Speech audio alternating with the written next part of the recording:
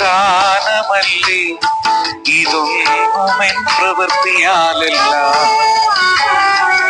കൃപയാൽ വിശ്വാസവും തന്നതല്ലേ, എൻ പ്രവൃത്തികളും കാരണമല്ല. ജീവനും നിത്യമാം ജീവിതവും സ്വർഗവും സ്വർഗീയ ലോകവും നാഥാവിൻ കൃപയിൽ താനങ്ങളല്ലേ, ഇതൊന്നും ഞാൻ നേടിയതല്ല. നാഥാവിൻ കൃപയിൽ താനങ്ങളല്ലേ, ഇതൊന്നും ഞാൻ നേടിയതല്ല. രക്ഷാദൈവത്തിൻ ദാനമല്ലേ, ഇതൊന്നും എൻ പ്രവൃത്തിയാലല്ല. അത്യുന്നതനായ ദൈവത്തിന്റെ ഉന്നത നാമം മഹത്വപ്പെടുമാറാകട്ടെ. വീണ്ടും നമുക്ക് നമ്മുടെ കർത്താവായ യേശു ക്രിസ്തുവിന്റെ മരണത്തെ ഓർക്കുവാനും അതിലൂടെ നമുക്ക് ലഭിച്ച ആത്മീയവും ഭൗതികവുമായ സകല നന്മകളെയും ഓർത്ത് ഒരിക്കൽ കൂടി ഈ ഭൂമിയിൽ ഈ മൺകൂടാരത്തിൽ ഇരുന്നു കൊണ്ട് നമ്മുടെ രക്ഷിതാവും വീണ്ടെടുപ്പുകാരനുമായ ത്രിയേക ദൈവത്തെ ആരാധിക്കുവാനും സ്തുതിപ്പാനും സ്തുതി സ്തോത്രയാഗങ്ങൾ അർപ്പിക്കുവാനും അവസരം തന്ന ദൈവത്തെ ഞാൻ സ്തുതിക്കുന്നു. ഇന്നും നമുക്ക് നമ്മുടെ ദൈവത്തെ ആരാധിക്കുവാൻ നമ്മെ സഹായിക്കുന്ന ചില തിരുവചന ഭാഗങ്ങൾ നമുക്ക് വായിക്കാം. എഫേസ്യ ലേഖനം 1-ാം അധ്യായത്തിന്റെ 20 മുതൽ 23 വരെയുള്ള വേദഭാഗം വായിക്കുന്നു. അങ്ങനെ അവൻ ക്രിസ്തുവിലും വ്യാപരിച്ച് അവനെ മരിച്ചവരുടെ ഇടയിൽ നിന്നും ഉയർപ്പിക്കുകയും സ്വർഗത്തിൽ തന്റെ വലത്തുഭാഗത്ത് എല്ലാ വാഴ്ചയ്ക്കും അധികാരത്തിനും ശക്തിക്കും കർത്തൃത്വത്തിനും ഈ ലോകത്തിൽ മാത്രമല്ല വരുവാനുള്ളതിലും വിളിക്കപ്പെടുന്ന സകല നാമത്തിനും അത്യന്തം മീതെ ഇരുത്തുകയും സർവവും അവന്റെ കാൽ കീഴാക്കി വെച്ച് അവനെ സർവത്തിനും മീതെ തലയാക്കി എല്ലാറ്റിനും എല്ലാം നിറയ്ക്കുന്നവന്റെ നിറവായിരിക്കുന്ന അവന്റെ ശരീരമായ സഭയ്ക്ക് കൊടുക്കുകയും ചെയ്തിരിക്കുന്നു. നാം വായിച്ച 20-ാമത്തെ വേദഭാഗത്ത് നാം ഇങ്ങനെ വായിക്കുന്നു, അങ്ങനെ അവൻ എന്നാണ് നാം അവിടെ വായിക്കുന്നത്. എങ്ങനെയാണ് എന്ന് നാം അത് മനസ്സിലാക്കണമെങ്കിൽ അതിന്റെ മുകളിലുള്ള 18-19 വാക്യങ്ങൾ നാം വായിക്കേണ്ടതായിട്ടിരിക്കുന്നു. അവിടെ അവന്റെ ബലത്തിൽ വല്ലഭത്വത്തിന്റെ വ്യാപാരത്താൽ വിശ്വസിക്കുന്ന നമുക്ക് വേണ്ടി വ്യാപരിക്കുന്ന അവന്റെ ശക്തിയുടെ അളവറ്റ വലിപ്പം ഇന്നതെന്ന് നിങ്ങൾ അറിയേണ്ടതിനും പ്രാർത്ഥിക്കുന്നു. പൗലോസ് അപ്പോസ്തലൻ ഇത് എഫെസോസിലെ വിശ്വാസികൾക്ക് വേണ്ടിയിട്ട് ബലവാനായ ദൈവത്തിന്റെ ആ ബലത്തിൻ വല്ലഭത്വത്തിൽ വ്യാപാരത്തിൽ വിശ്വസിക്കുന്ന നമുക്ക് വേണ്ടി വ്യാപരിക്കുന്ന അവന്റെ ശക്തിയുടെ അളവറ്റ വലിപ്പം ഇന്നതെന്ന് ആണ് അവിടെ പറയുന്നത്. അതേ പ്രിയമുള്ളവരെ, ഈ വല്ലഭത്വത്തിന്റെ കർത്താവായ യേശു ക്രിസ്തുവിനെ ഉയർത്തത്തെ ശക്തി എന്ന് പറയുന്നത് അത് അവന്റെ ആ ശക്തിയുടെ അളവറ്റ വലിപ്പമാണ്. അത് അറിയണമെന്നാണ് ഇവിടെ പ്രാർത്ഥിക്കുന്നത്. അത് തന്നെയാണ് ദൈവത്തിന്റെ ശക്തി എന്ന് നമുക്ക് മനസ്സിലാക്കുവാനായിട്ട് സാധിക്കും. അതേ ശക്തിയാൽ തന്നെയാണ് നമ്മെയും കരുണാസമ്പന്നനായ ദൈവം തന്റെ മഹാസ്നേഹം നിമിത്തം നമ്മെ ഓരോരുത്തരെയും ഉയർപ്പിച്ചത് എന്ന് നമുക്ക് മനസ്സിലാക്കുവാനായിട്ട് നമുക്ക് സാധിക്കുന്നുണ്ട്. POC ബൈബിളിൽ നാം അത് വ്യക്തമായിട്ട് മനസ്സിലാക്കുവാനായിട്ട് നമുക്ക് സാധിക്കും. അതിന്റെ 20-ാമത്തെ വാക്യത്തിൽ ക്രിസ്തുവിനെ മരിച്ചവരിൽ നിന്ന് ഉയർപ്പിക്കുകയും സ്വർഗത്തിൽ അവിടുത്തെ വലത്തുഭാഗത്ത് ഇരുത്തുകയും ചെയ്തപ്പോൾ അവനിൽ പ്രവർത്തിച്ചത് ഈ ശക്തിയാണ് എന്നാണ് നമുക്ക് വായിക്കുവാനായിട്ട് സാധിക്കുന്നത്. അതുപോലെ തന്നെ തമിഴ് വേദപുസ്തകത്തിൽ നാം വായിക്കുന്നതിന്റെ 19-ാമത്തെ വാക്യത്തിൽ താം ക്രിസ്തുവെ മരിത്തോരിലിരുന്ന് എഴുപ്പി അവരിടത്തിൽ നടപ്പിത്ത തമത് ബലത്ത സത്വത്തിൻ വല്ലമ്മൈപ്പടിയെ വിശ്വാസിக்கிறவர்களாகிய நம்மிடத்திலே காண்பிக்கும் தம்முடைய வல்லமையின் மகா மேன்மையான மகத்துவத்தை இன்னதென்றும் நீங்கள் அறியும்படிக்கு அவர் உங்களுக்கு பிரகாசமுள்ள மனக்கண்களை കൊടുക്ക வேண்டும் என்றுം വേണ്ടിക്കൊള്ളുகிறேன் എന്നാണ് നാം കാണുന്നത്. അതേ പ്രിയമുള്ളവരെ, ആ ദൈവത്തിന്റെ അതേ ശക്തിയാലാണ് ദൈവം നമ്മയും ഉയർപ്പിച്ചിരിക്കുന്നത് എന്ന് മനസ്സിലാക്കുവാനായിട്ട് സാധിക്കും. തുടർന്ന് നമുക്ക് ചില വേദഭാഗങ്ങൾ നമുക്ക് വായിക്കാം. എഫേസ്യ ലേഖനം തന്നെ 2-ാം അധ്യായത്തിന്റെ 1-ാമത്തെ വാക്യത്തിൽ നാം വായിക്കുന്നത് അതിക്രമങ്ങളാലും പാപങ്ങളാലും മരിച്ചവരായിരുന്ന നിങ്ങളെയും അവൻ ഉയർപ്പിച്ചു എന്നാണ്. ഇതേ ദൈവത്തിന്റെ ആ ബലമുള്ള അളവറ്റ ശക്തിയുടെ വലിപ്പം നിമിത്തം അമലിപ്പം കൊണ്ടാണ് നമ്മെയും അവൻ ഉയർപ്പിച്ചിരിക്കുന്നത് എന്ന് നമുക്ക് മനസ്സിലാക്കുവാൻ സാധിക്കും. അതിന്റെ 4-5 വാക്യങ്ങളിൽ കരുണാസമ്പന്നായ ദൈവമോ നമ്മെ സ്നേഹിച്ച മഹാസ്നേഹം നിമിത്തം അതിക്രമങ്ങളാൽ മരിച്ചവരായിരുന്ന നമ്മെ ക്രിസ്തു യേശുവിനോടുകൂടെ ജീവിപ്പിക്കുകയും ചെയ്തു എന്നാണ് വായിക്കുന്നത്. അതിന്റെ തന്നെ 6ഉം 7ഉം വാക്യങ്ങളിൽ ക്രിസ്തു യേശുവിൽ നമ്മെക്കുറിച്ചുള്ള വാത്സല്യത്തിൽ തന്റെ കൃപയുടെ അത്യന്ത ധനത്തെ വരും കാലങ്ങളിൽ നമ്മെ കാണിക്കേണ്ടതിന് ക്രിസ്തു യേശുവിൽ അവനോട് കൂടെ ഉയർത്തെഴുന്നേൽപ്പിച്ചു സ്വർഗത്തിൽ ഇരുത്തുകയും ചെയ്തു എന്നാണ് വായിക്കുന്നത്.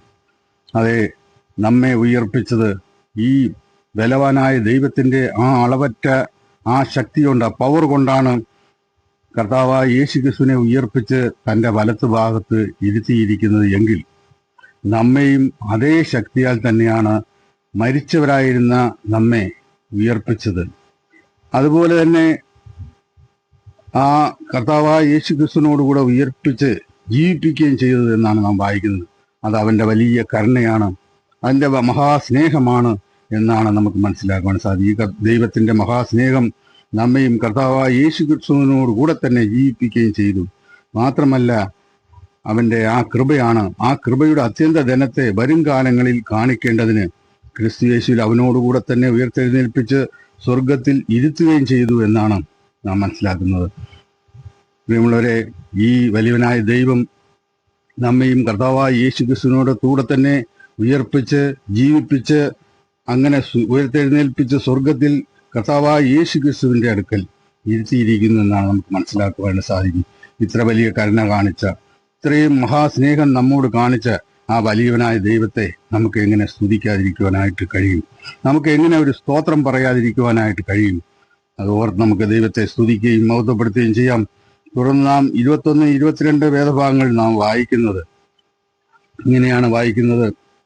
21-ാം വാക്യത്തിലുമായി കർത്താവായ യേശു ക്രിസ്തുവിനെ മരിച്ചവരിൽ നിന്ന് ഉയർപ്പിച്ച് സ്വർഗത്തിൽ തന്റെ വലത്ത് ഭാഗത്ത് ഇരുത്തിയെന്ന് മാത്രമല്ല, എല്ലാ വാഴ്ചയ്ക്കും അധികാരത്തിനും ശക്തിക്കും കർത്തൃത്വത്തിനും ഈ ലോകത്തിൽ മാത്രമല്ല വരുവാനുള്ളതിലും വിളിക്കപ്പെടുന്ന സകല നാമത്തിനും മീതെ, അത്യന്തം മീതെ ഇരുത്തുകയും സർവവും അവന്റെ കാൽ കീഴാക്കി വെച്ച് അവനെ സർവത്തിനും മീതെ തലയാക്കി എന്നാണ് നാം വായിക്കുന്നത്. അതേ പ്രിയമുള്ളവരെ, ഈ കർത്താവായ യേശു ക്രിസ്തുവിനെ സകലത്തിനും മീതെ തലയായിട്ട്, തലവനായിട്ട്, സഭയുടെ തലവനായിട്ട് ആക്കി വെച്ചിരിക്കുന്നു എന്നാണ് നമുക്ക് മനസ്സിലാക്കുവാൻ സാധിക്കുന്നത്. അതുകൊണ്ട് 4-ാം അധ്യായത്തിന്റെ 15-ാമത്തെ വാക്യത്തിൽ ക്രിസ്തു എന്ന തലയോളം സകലത്തിനും വളരുവാൻ ഇടയാകുന്നു. അതെ, കർത്താവായ യേശു ക്രിസ്തു തലയാണ്, അവന്റെ സഭയാകുന്ന ആ ശരീരത്തിന്റെ തലയായിട്ടിരിക്കുന്നു എന്ന് നമുക്ക് മനസ്സിലാക്കുവാൻ സാധിക്കും. 5-ാം അധ്യായത്തിന്റെ 23-ാമത്തെ വാക്യത്തിൽ നാം ഇങ്ങനെ വായിക്കുന്നു, ക്രിസ്തു ശരീരത്തിന്റെ രക്ഷിതാവായി സഭയ്ക്ക് തലയാകുന്നത് പോലെ എന്നാണ് നാം വായിക്കുന്നത്. കൊലോസ്യലേഖനം 1:18 അവൻ സഭ എന്ന ശരീരത്തിന്റെ തലയും ആകുന്നു എന്ന് നാം വായിക്കുന്നു. 2-ാം അധ്യായത്തിന്റെ 19-ാം വാക്യത്തിൽ തലയായവനിൽ നിന്നല്ലോ ശരീരം മുഴുവൻ സന്ധികളാലും ഞരമ്പുകളാലും ചൈതന്യം ലഭിച്ചും ഏകീഭവിച്ചും ദൈവികമായ വളർച്ച പ്രാപിക്കുന്നു എന്ന് നമുക്ക് മനസ്സിലാക്കുവാൻ സാധിക്കുന്നു. അതേ പ്രിയമുള്ളവരെ, തൻ്റെ ശരീരമാകുന്ന സഭയിലെ അംഗങ്ങളായിട്ട്, അവയവങ്ങളായിട്ട് രക്ഷിക്കപ്പെട്ട നമ്മെ ഓരോരുത്തരെയും കർത്താവ് ആക്കി വെച്ചിരിക്കുകയാണ്. ആ നമ്മുടെ തലയായിരിക്കുന്ന കർത്താവായ യേശു ക്രിസ്തുവിനെ ഓർത്ത് നമുക്ക് ദൈവത്തെ സ്തുതിക്കാം, മഹത്വപ്പെടുത്താം. മാത്രമല്ല അവനെ നമുക്ക് വേണ്ടി നൽകി തന്ന പിതാവായ ദൈവത്തെ നമുക്ക് ആരാധിക്കുകയും സ്തുതിക്കുകയും ചെയ്യാം. മൂന്നാമതായിട്ട് നാം 23-ാമത്തെ വാക്യത്തിലാണ് വായിക്കുന്നത്, എല്ലാറ്റിലും എല്ലാം നിറയ്ക്കുന്നവന്റെ നിറവായിരിക്കുന്ന അവന്റെ ശരീരമായ സഭയ്ക്ക് കൊടുക്കുകയും ചെയ്തിരിക്കുന്നു എന്നാണ്. എല്ലാറ്റിനും എല്ലാം നിറയ്ക്കുന്നവന്റെ, അതെ, കർത്താവായ യേശു ക്രിസ്തു സകലത്തെയും നിറയ്ക്കുവാനായിട്ട് കഴിവുള്ള കർത്താവാണ് എന്ന് നമുക്ക് മനസ്സിലാക്കുവാൻ സാധിക്കും. എഫേസ്യലേഖനം 4-ാം അധ്യായത്തിന്റെ 10-ാമത്തെ വാക്യത്തിൽ നാം ഇങ്ങനെ വായിക്കുന്നു, ഇറങ്ങിയവൻ സകലത്തെയും നിറയ്ക്കേണ്ടതിന് സ്വർഗത്തിന് മീതെ കയറിയവനും ആകുന്നു എന്നാണ് നാം വായിക്കുന്നത്. കൊലോസ്യലേഖനം 1:17 അവൻ സർവത്തിനും മുമ്പേ ഉള്ളവൻ, അവൻ സകലത്തിനും ആധാരമായിരിക്കുന്നു എന്നാണ് നാം വായിക്കുന്നത്. അതെ, സർവത്തിനും മുമ്പേ ഉള്ളവനായ കർത്താവായ യേശു ക്രിസ്തു മാത്രമല്ല സകലത്തിനും ആധാരമായിരിക്കുന്നു എന്ന് പറയുമ്പോൾ ഈ കർത്താവായ യേശു ക്രിസ്തുവിലാണ് സകലവും നിലനിന്ന് പോകുന്നത് എന്ന് മനസ്സിലാക്കുവാനായിട്ട് സാധിക്കുന്നു. 2-ാം അധ്യായത്തിന് 9-10 വാക്യങ്ങളിൽ അവനിലല്ലോ ദൈവത്തിന്റെ സകല സമ്പൂർണതയും ദേഹരൂപമായി വസിക്കുന്നത്, എല്ലാ വാഴ്ചയ്ക്കും അധികാരത്തിനും തലയായ അവനിൽ നിങ്ങൾ പരിപൂർണരായിരിക്കുന്നു എന്നാണ്. അതെ, പരിപൂർണരായിട്ടിരിക്കുന്ന നാം പരിപൂർണരായിട്ടിരിക്കുന്നു എന്നാണ് ഇവിടെ പറയുന്നതായിട്ട് മനസ്സിലാക്കുന്നത്. അതെ, പരിപൂർണനായ കർത്താവിന്റെ മുമ്പിൽ അപൂർണരായിരുന്ന നമ്മെയും കർത്താവായ യേശു ക്രിസ്തുവിലാണ് അവനിൽ നിങ്ങൾ എന്നാണ് നാം വായിക്കുന്നത്. നമ്മെയും പരിപൂർണരായിട്ട് ദൈവം നമ്മെ പ്രഖ്യാപിച്ചിരിക്കുകയാണ് എന്ന് നമുക്ക് മനസ്സിലാക്കുവാനായിട്ട് സാധിക്കും. തുടർന്ന് അവസാനമായിട്ട് ഈ കർത്താവിനെ സ്വർഗീയ പിതാവായ ദൈവം അവന്റെ ശരീരമായ സഭയ്ക്ക് കൊടുക്കുകയും ചെയ്തിരിക്കുന്നു. അതെ, അവന്റെ ശരീരമായ സഭ കർത്താവ് പാപമോചനം നൽകി വീണ്ടെടുത്ത് തൻ്റെ ശരീരമായ സഭയിൽ അംഗങ്ങളാക്കി വെച്ചിരിക്കുന്ന പ്രിയപ്പെട്ടവർക്കായിട്ട്, ആ സഭയ്ക്കായിട്ട് പിതാവായ ദൈവം തൻ്റെ ഏകജാതനായ പുത്രനെ തലവനാക്കി സഭയ്ക്ക് വേണ്ടി കൊടുത്തിരിക്കുകയാണ്. എത്രയോ അനുഗ്രഹിക്കപ്പെട്ട ഒരു കാര്യമാണ്. അതോർത്ത് നമുക്ക് ദൈവത്തെ സ്തുതിക്കുവാനായിട്ട് സാധിക്കും.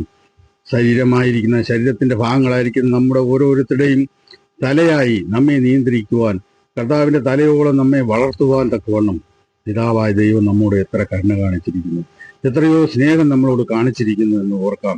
പ്രിയമുള്ളവരെ, നമ്മെ ഉയർപ്പിച്ച്, നമ്മെ ജീവിപ്പിച്ച്, നമ്മെ ഉയർത്തെഴുന്നേൽപ്പിച്ച് സ്വർഗത്തിൽ ഇരുത്തിയെന്ന് മാത്രമല്ല, ഈ കർത്താവായ യേശുക്രിസ്തുവിനെ ഈ സഭയായിരിക്കുന്ന ആ സഭയുടെ തലയാക്കി തൻ്റെ ശരീരമാകുന്ന സഭയ്ക്ക് ദാനമായിട്ട് ദൈവം നൽകിയിരിക്കുന്നു.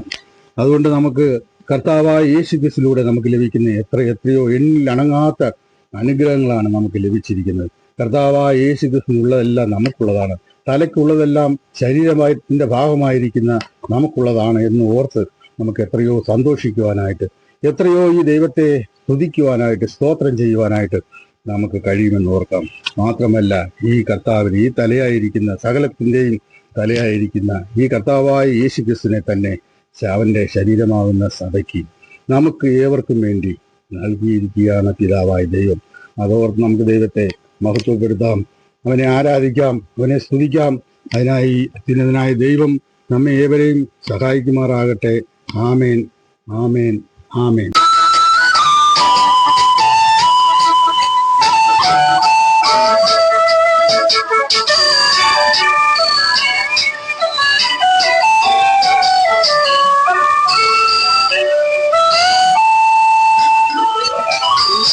ക്രിസ്തുവിനാലെന്നെ പുതു സൃഷ്ടിയാക്കി എന്നെ തന്നോടു നിരപ്പിച്ചല്ലോ. ക്രിസ്തുവിനാലെന്നെ പുതു സൃഷ്ടിയാക്കി എന്നെ തന്നോടു നിരപ്പിച്ചല്ലോ.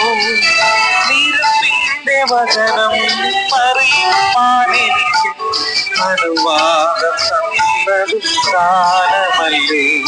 ഈ നിരപ്പിന്റെ വചനം അറിയുവാനെനിക്ക് അനുവാദം തന്നതും ദാനമല്ലേ.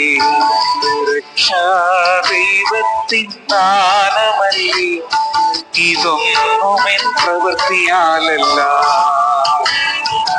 കൃപയാൽ വിശ്വാസവും തന്നതല്ലേ. എൻ പ്രവൃത്തികളും കാരണമല്ല. ജീവനും നിത്യമാം ജീവിതവും സ്വർഗവും സ്വർഗീയനുഗ്രഹവും ആധാമിൻ കൃപയിൽ ദാനങ്ങളല്ലേ. ഇതൊന്നും ഞാൻ നേടിയതല്ല. ആധാമിൻ കൃപയിൽ ദാനങ്ങളല്ലേ. ഇതൊന്നും ഞാൻ നേടിയതല്ല. രക്ഷാദൈവത്തിൻ ദാനമല്ലേ. ഇതൊന്നുമെൻ പ്രവൃത്തിയാലല്ല.